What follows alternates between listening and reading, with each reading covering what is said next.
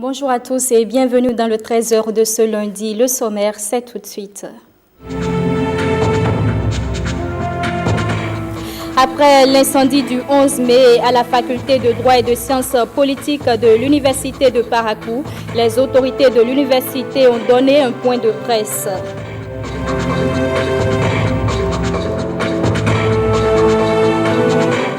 Le Bénin organise les championnats du monde de pétanque 2022. À cet effet, le président de la Confédération africaine des sports boules a effectué une sortie médiatique.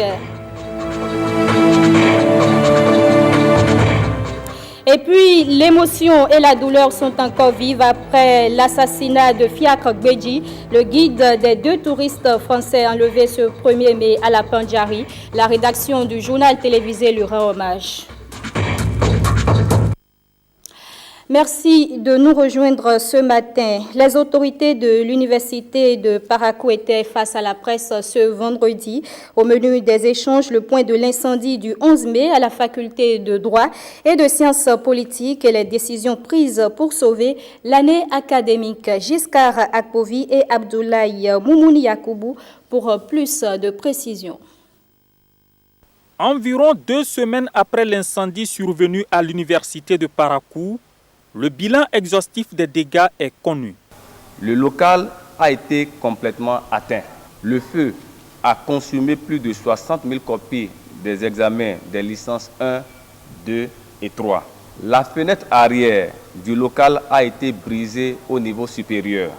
Les portes et fenêtres du décanat ont été défoncées. Le climatiseur qui se trouvait dans le bureau du doyen a reçu les flammes du feu de l'incendie. Les documents administratifs et matériels se trouvant dans les différents bureaux du bloc administratif ont été sortis par ceux qui étaient sur les lieux et n'ont donc pas été atteints. Les copies des examens de la journée du samedi 11 mai pour la licence 1 comptant pour le 2e semestre n'étant pas dans le local visé n'ont pas été atteintes, de même que les copies des auditeurs des masters. Le dimanche 12 mai 2019, après le passage de l'huissier de justice, maître Arnaud Martial Biaou, 2 bidons d'eau minérale en plastique et une boîte de déodorisant ont été découverts derrière la fenêtre du local abritant les copies consumées. Le procureur de la République, près le tribunal de première instance de première classe de Parakou, a instruit la police technique et scientifique pour faire des prélèvements et emporter les indices découverts sur les lieux de l'infraction aux fins d'analyse. L'expertise de la Société béninoise d'énergie électrique n'a révélé aucune anomalie dans le circuit électrique du bloc administratif abritant le local des copies.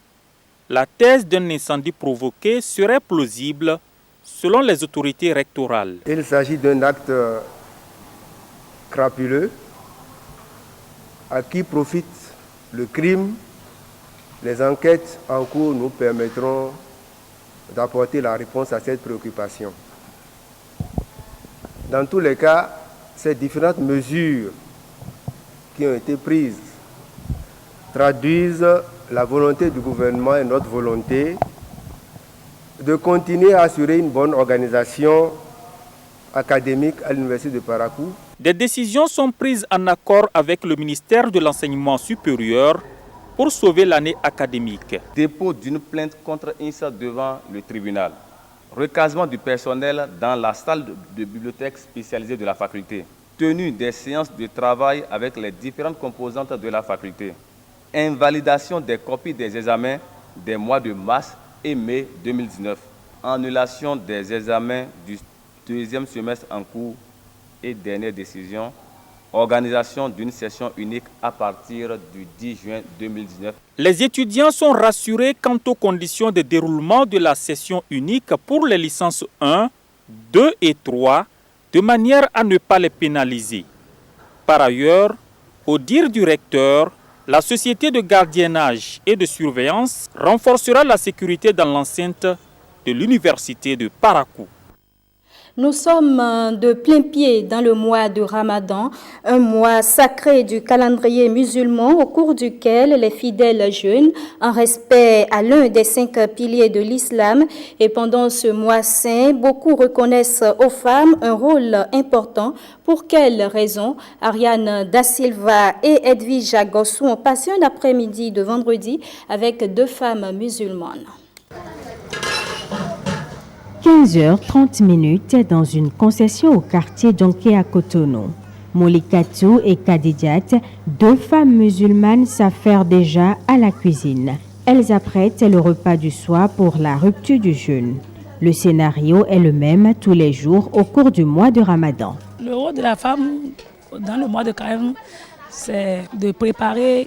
Elle se lève le matin très tôt, à partir de 4 heures, pour pouvoir préparer, pour qu'on va manger, pour pouvoir commencer le carême. Et le soir, elle se débrouille aussi pour pouvoir couper le carême aussi. Normalement, c'est elle, parce qu'elle est chargée de ça. Le rôle de la femme de Ramadan, c'est de réveiller, de préparer pour ton mari et pour la famille, de faire carême, les prières correctes.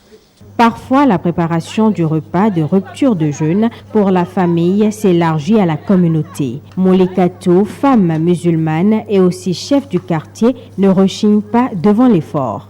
Ils sont en train de préparer pour les gens qui ont fait carême pour pouvoir couper leur carême. On ne voit pas que c'est une grande chose parce que c'est devenu une habitude. Dans le mois de carême, on a l'habitude de préparer comme ça chaque année. C'est pour pouvoir couper, pour pouvoir donner à les gens qui ont fait carême, qui n'ont pas les moyens pour pouvoir couper leur carême. À quelque part, on peut dire que le Coran a demandé, parce que c'est Dieu même qui a dit, si celui qui en possède, de donner à celui qui n'en a pas. Donc, à quelque part, on peut dire que c'est le Coran même qui a demandé ça. Ils sont très contents parce que ce n'est pas facile de cuisiner et ce n'est même pas n'importe qui de faire ça. Donc comme nous, Dieu nous a donné la force de le faire et de leur donner encore. Ça leur rend contents. Au moment où on est en train de les partager, eux-mêmes, ils prient pour nous. Ces sacrifices sont récompensés à divers niveaux selon ces femmes. Tu vas réveiller, tu vas faire, même si tu ne te sens pas, tu vas travailler, tu vas faire tout avant le couper de carême.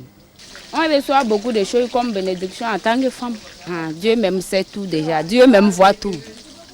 C'est ça. Dieu voit tout et puis Dieu même sait tout déjà, que la façon dont on est en train de souffrir dans le mois de carême. C'est important. C'est le mois béni plus que tous les restes mois. Précisément ce mois-là, c'est un mois béni. Donc on ne voit pas une grande chose. N'importe comment on peut bosser là. Ça ne nous dit rien. Parce que c'est un mois béni. Et Dieu a dit tout. Les fidèles musulmans qui ont bossé pour ce mois, de part ou d'autre, ils seront bénéficiés. C'est par rapport à ça qu'on ne le trouve pas une grande chose. C'est devenu une habitude.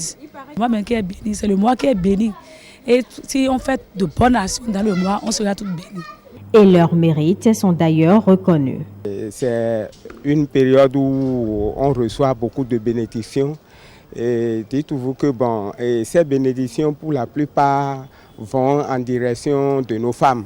Pourquoi? Parce que le grand travail qui est dans la bonne conduite du carême pendant ce mois, revient pour la plupart à nos femmes. Entre-temps, Molikatou, la femme musulmane, a apprêté le repas pour la communauté. Direction la mosquée pour la distribution à l'heure de la rupture du jeûne. Une pensée spéciale dans ce journal pour Fiacre Gbedji, le guide béninois assassiné lors de l'enlèvement de 2 touristes français à la Pendjari. Dans cet élément, la rédaction lui rend hommage. C'est une compilation de témoignages de sa famille professionnelle de Ouida. Fiacre Gbedji, guide touristique béninois, sauvagement tué par les djihadistes le 1er mai 2019, lors de l'enlèvement de 2 Français dans le parc de la Pendjari. Si les Français, eux, ont été retrouvés vivants par la suite, Fiacre, lui, a définitivement tourné dos à la vie. Ici, à Ouida, cité touristique, Fiacre faisait venir plusieurs visiteurs pour leur faire miroiter les attraits de la ville. Joyeux luron, jovial, excellent professionnel du guidage touristique, les témoignages sont unanimes sur sa personne. Fiacre, c'est pas un guide comme les autres guides. Parce que d'abord, le métier du guide, d'abord, c'est un métier de passion. Donc Fiacre, naturellement, il est passionné en vérité par ce qu'il fait. C'est un monsieur qui vit son truc, qui vit son métier. Donc il aime vraiment son métier. Partout où il passe, vous allez le sentir car il maintient toujours son sourire, le calme. Mais n'oubliez pas que son principe, personne ne peut le toucher. Il a pris son métier au sérieux et il le fait avec un très bon cœur, avec plaisir. Une pète pour le pays. C'est un guide qui sait vendre son pays aux touristes. Je ne lui ai jamais envoyé quelqu'un et avoir de retour négatif. Et Fiacre Bédji, j'ai noté de lui, il a l'humilité, la sagesse en son travail. Il a de la passion en ce qu'il fait. Vous savez, il a fait beaucoup d'œuvres chez lui, je crois, à Nati. Il a des associations où il garde les enfants, des trucs comme ça. Chaque fois, c'est un monsieur, d'abord, c'est pas lui, parce que tout ce qu'il gagne, la plus grande partie de ce qu'il gagne, il le met en fait un peu dans à l'orphelinat pour les enfants, des trucs comme ça. Tout le temps, quand tu le vois, quand il accompagne un tour, il te dit, écoute Modeste, moi c'est vrai, je veux l'argent, mais je travaille pour mes enfants. Donc il fait vraiment beaucoup de choses au niveau social. J'étais avec lui le 2 février et on était au parc où on m'a annoncé que ma femme a accouché. Et c'est lui qui a donné le nom à mon fils, qui s'appelle Précieux le Prince. Les récents et fâcheux événements survenus à la Pendjari ne sauraient faire peindre la destination Bénin en rouge. Dans notre quête de témoignages sur Fiacre, nous surprenons ce couple français en pleine balade à travers la cité de Passé. Pour cet auteuro, le Bénin demeure un havre de paix et l'une des meilleures destinations touristiques au monde. Le Bénin, pour ce que j'en ai vu, ça fait 2 jours seulement que je suis là, mais de ce que j'en ai vu pour l'instant, c'est un pays très agréable, où il fait bon vivre. Nous, on est des gens qui avons l'habitude pas mal de voyager, et donc on se pose les questions différemment, je pense, de beaucoup de personnes qui voient seulement ça d'un point de vue de français dans le canapé, dans les médias, parce qu'il y a toujours une part de déformation dans ce qui est perçu du coup par les gens, mais on a vu qu'il y avait pas mal d'initiatives qui visaient à sécuriser de manière plus importante tous les environs du parc. J'aime aussi beaucoup le Bénin parce que je trouve que d'un point de vue touristique, il y a beaucoup de choses à faire, il y a une belle offre touristique. Il y a des villes comme Ouidah qui sont des villes culturelles très intéressantes, avec une belle architecture, il y a aussi toute la culture vaudou. Et donc non, je trouve que le Bénin est un pays assez fait pour le tourisme.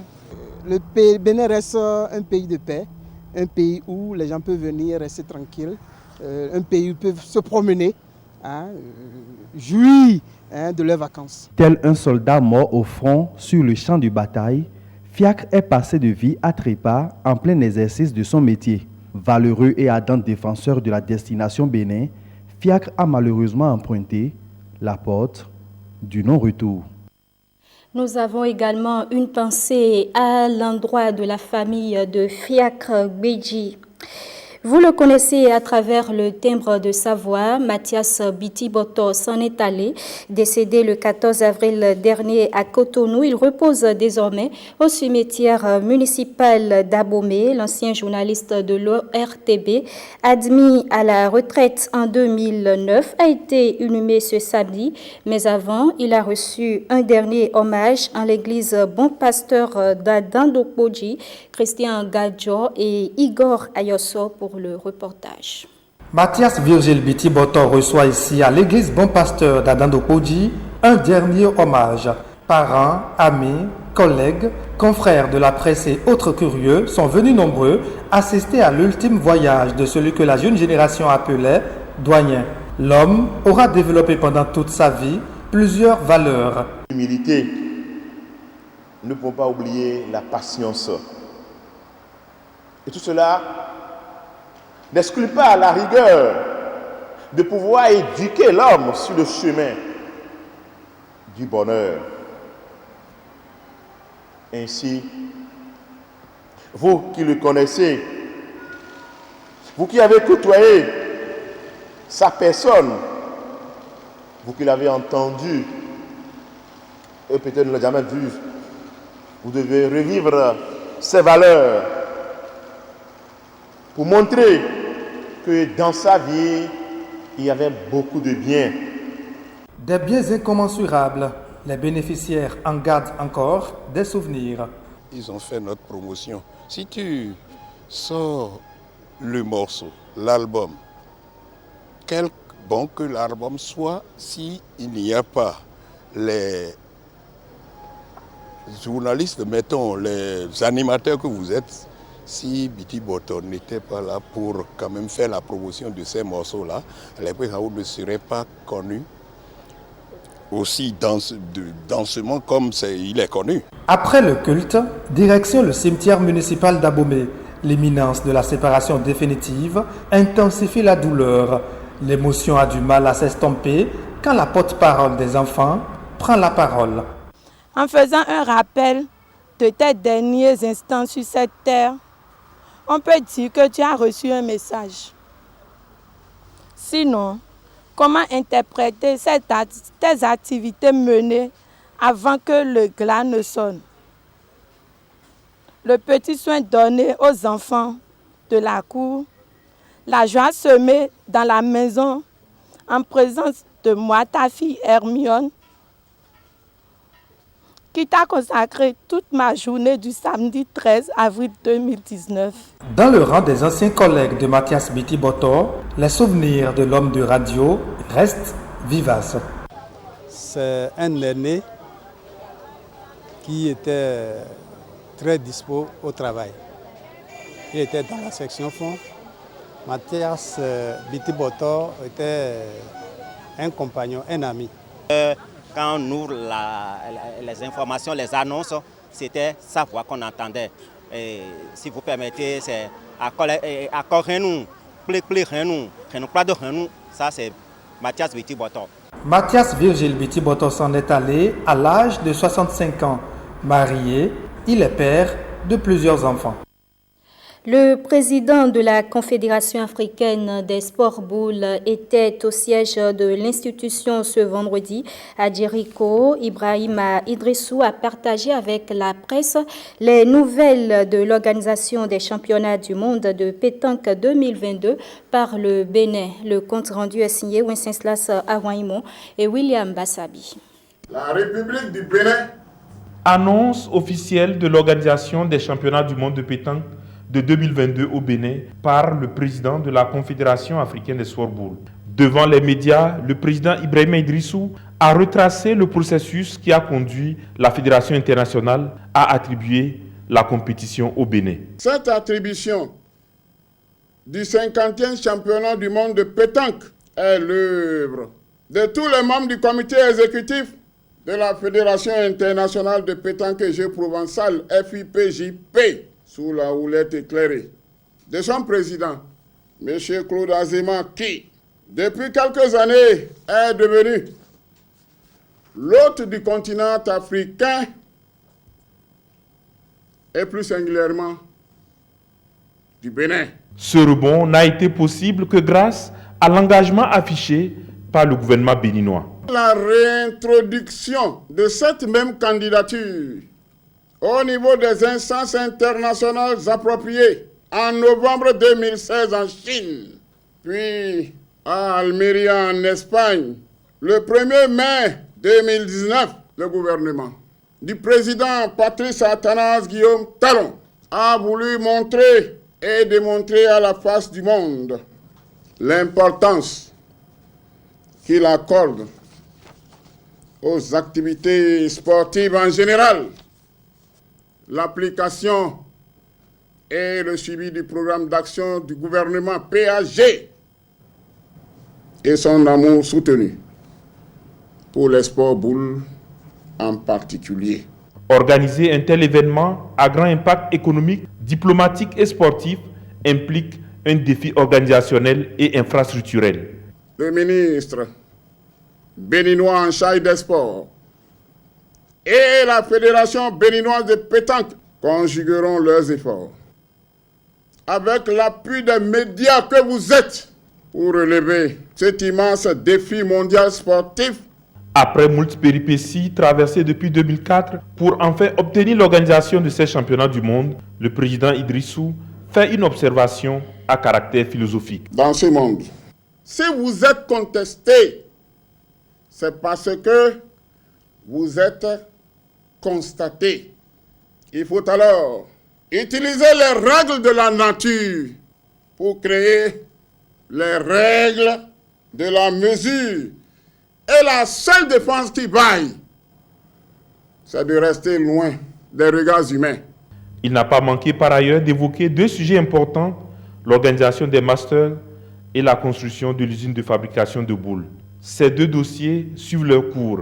Malgré les écueils, l'institution qu'il dirige se bat pour leur aboutissement heureux.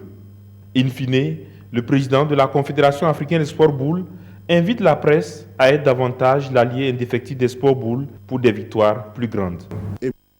Et justement, ce jeu de boules est une discipline sportive pratiquée dans le monde entier. Vice-champion du monde en 2016 à Madagascar, le Bénin occupe le deuxième rang sur le plan continental. Marcel Biot est le meilleur tireur de l'équipe béninoise. Bruno Roteko et Robert Copin nous font le portrait de l'homme. À 28 ans, Marcel Terrazini Biot est le meilleur tireur africain de pétanque de sa génération. Footballeur, le sociétaire de Canon FC de Parakou démarre la pétanque comme un loisir au quartier en 2007. Mais en 2010, suite à un choc au genou, Marcel abandonne son sport de prédilection qui est le football. Le rêve de devenir le capitaine des écureuils footballeurs change au profit de celui des écureuils boulistes. Rapidement, Marcel gravit les échelons. Marcel Biot, pour parler de sa progression, je dirais d'abord qu'en 2012 et 2015, Marcel Biot a une croissance terrible. En 2016, les compétitions, enfin les rendez-vous de 2016 ont permis de savoir le niveau de ce joueur sur le plan de jauger, le niveau de ce joueur sur le plan international. De 2016 à 2018-2019, c'est vrai, Marcel a manqué ces opportunités, ces grands rendez-vous sur le plan international, et il est clair que cela influe un peu sur sa progression. Pour l'instant, il est un modèle. Nous souhaitons qu'il continue d'être un modèle et que les performances s'accroissent. Meilleur joueur de la Coupe du Monde 2016 à Antananarivo à Madagascar, le jeune prodige béninois évoque ses ambitions avec la pétanque. Moi, mon rêve, c'est d'avoir un club à l'extérieur, de côtoyer les grands joueurs et de leur montrer, oui, que l'Afrique aussi a du talent. Pour Constant Aloukou, son coéquipier arrivé nouvellement en sélection, Marcel reste serein dans ses prestations. Depuis mon arrivée dans l'équipe nationale, Marcel est mon capitaine. Je l'admire beaucoup. C'est grâce à lui que je suis rentré dans l'équipe nationale, grâce à ses conseils, parce qu'il m'a beaucoup corrigé par rapport à mon jeu. Bon, par rapport à ses prestations, moi je trouve qu'il est calme, serein, et puis il sait écouter ses partenaires. La désignation du Bénin comme pays organisateur de la Coupe du Monde de pétanque en 2022 est une satisfaction pour le natif de Soubourkou, village de la Donga, au nord du Bénin. C'est vrai, si nos installations, on peut faire le meilleur de nous-mêmes et peut-être même remporter. Parce qu'au moins, on aura au moins la chance de voir le terrain sur lequel on va jouer et préparer nos terrains et s'entraîner à fond. Donc, avant que cette occasion se présente, il faut qu'on fasse un bon travail à la base. Parce que s'il n'y a pas de bon travail, il ne peut jamais avoir de résultat. Surnommé robot, au roi du carreau, Marcel Terrazini Biot fait le job et porte haut les couleurs nationales à travers la pétanque. L'Institut français de Cotonou a accueilli du monde ce samedi 11 mai 2019. Ces gens sont allés écouter les phrases de l'Américain Danny Laferrière. On écoute Patrick Josso qui nous fait donc le résumé. L'univers dans ma tasse de café. C'est le thème de cette conférence publique ici sous les paillotes de l'Institut français S, Centre culturel français, où collégiens et lycéens sont invités et impliqués pour des échanges à la mesure de l'hôte de marque, l'académicien siégeant au 16e fauteuil. Toutes les mamans le disent, j'ai pas faim au moment de passer à table parce qu'elle a été intoxiquée par les épices, parce qu'elle a goûté trop, parce qu'elle a vécu toute l'angoisse de cette nourriture, parce qu'elle est enfumée c'est-à-dire la fumée lui a pénétré à l'intérieur et tout ce qu'elle attend, c'est quelqu'un qui ouvre la porte et qui dit « ça sent bon ici ». Cette personne qui arrive à la dernière seconde, cette personne qui arrive et qui n'a rien fait, eh bien, cette personne est fondamentale pour la cuisine. C'est extraordinaire comment la cuisine et la littérature parlent un peu de ce que la Bible appelle les ouvriers de la 25e heure. Les derniers seront les premiers reçus. Cette phrase qui m'avait paru très étrange.